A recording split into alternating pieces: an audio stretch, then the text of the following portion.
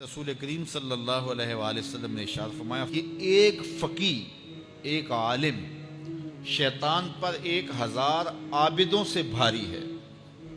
1000 عابد عبادت میں لگے ہوں شیطان کو ان کی وہ ٹینشن نہیں ہوتی جو ایک عالم کی ٹینشن ہوتی ہے۔ اس لیے وہ ایک طالب علم کو دین سے ہٹانے کے لیے جتنی محنت کرتا ہے وہ ایک تہجد گزار کو تہجد سے ہٹانے کے لیے وہ محنت نہیں کرتا۔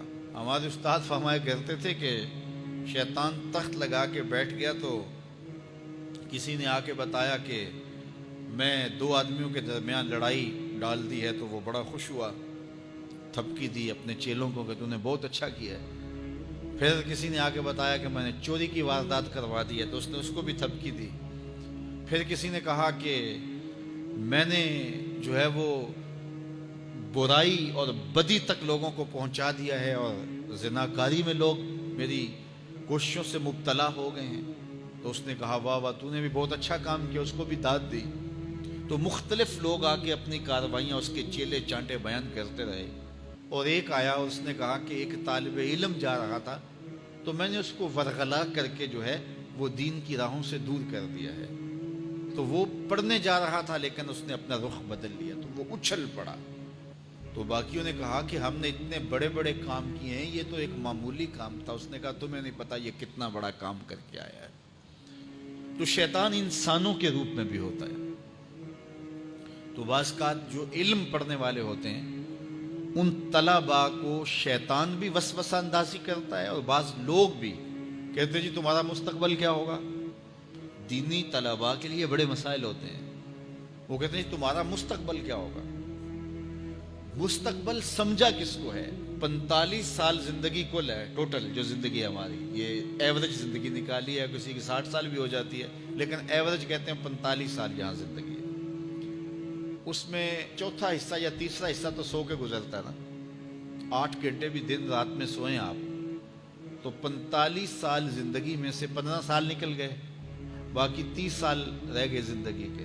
اس میں بھی 8 سال بچپن کے نکال لو۔ وہ میرے ایک دوست نے بڑا حساب لگا کے نا، تو وہ کہتا ہے 16 سال بچتے ہیں ٹوٹل۔ جب 45 سال ایوریج زندگی ہے تو جو زندگی گزرتی ہے بھرپور وہ 16 سال ہے۔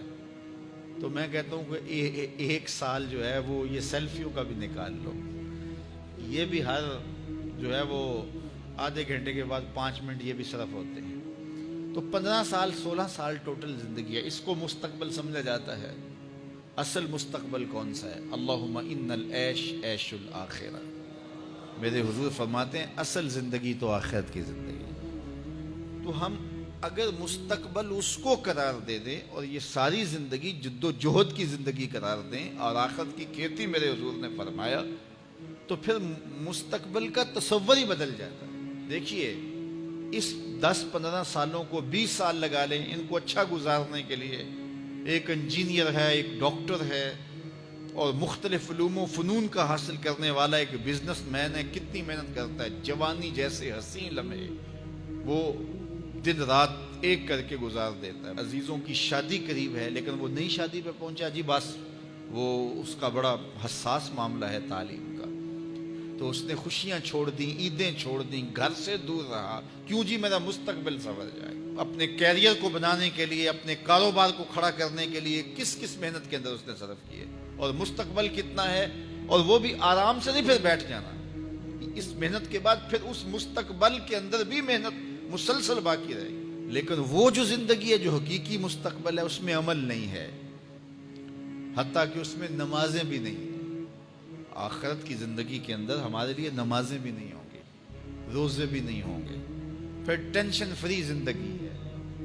وَلَكُمْ فِيهَا مَا تَشْتَهِي أَنفُسُكُمْ، جو دل میں آئے گا سامنے پڑا ہوا ہوگا۔ یہاں تو حسرت میں زندگی گزر جاتی ہے نا کہ یہ چیز مجھے مل جائے، اور ملتی اس وقت ہے جب اس کی خواہش ہی ختم ہو چکی ہوتی ہے۔ لیکن وہاں جو آرزو کرے گا، ابھی آرزو خانہ ذہن میں ہوگی، ابھی ذہن سے دل میں اتر کر کے دل کو بے چین نہیں کرے گی کہ وہ خواہش پہلے پوری ہو چکی ہوگی۔ تو اصل زندگی تو وہ زندگی ہے۔ تو اس لیے شیطان یہ بہکاتا ہے کہ میاں یہ زندگی کیسے گزرے گی، بالخصوص طلباء کو، دین سیکھنے والوں کو۔ میں تو اپنے طلباء کو کہتا ہوں کہ میری زندگی اچھی نہیں گزر رہی، میں نے دین پڑھا ہے، میں دین پڑھانے کے کام میں لگا ہوا ہوں، تو کیا میری زندگی اچھی نہیں گزر رہی؟ میں تو مطمئن ہوں، اطمینان کی زندگی گزر رہی ہے۔ تو دین پڑھو، دین میں خیر ہی خیر ہے، دین میں بلائی ہی بلائی ہے۔ تو دین خیر کی راہوں کا سفر ہے۔